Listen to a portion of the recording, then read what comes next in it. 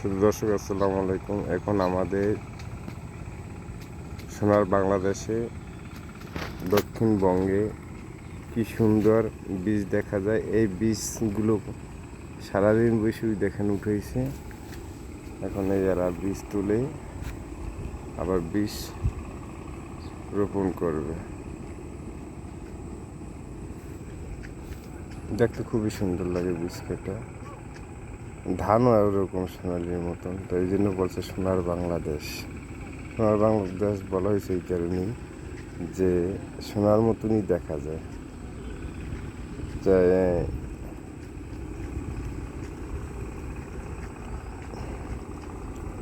অনেক সৌন্দর্য লাগতেছে।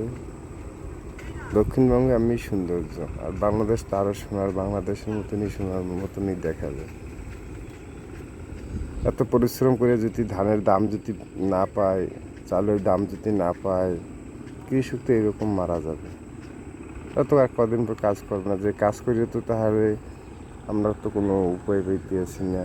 তাহলে তো এটাই ভালো হবে যে কাজ করে 2 টাকা রোজগার করবো, এটি আমাদের কাছে অনেক ভালো।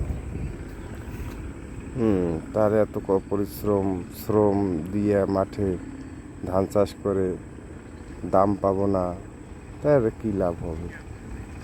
তো সেই জন্য আমরা আশা করি যেন আমাদের ফসল ওঠার পর যেন আমরা ভালো বৃদ্ধি দাম পাই, এটা আমরা আশা করি। সবাই ভালো থাকেন। আসসালামু আলাইকুম।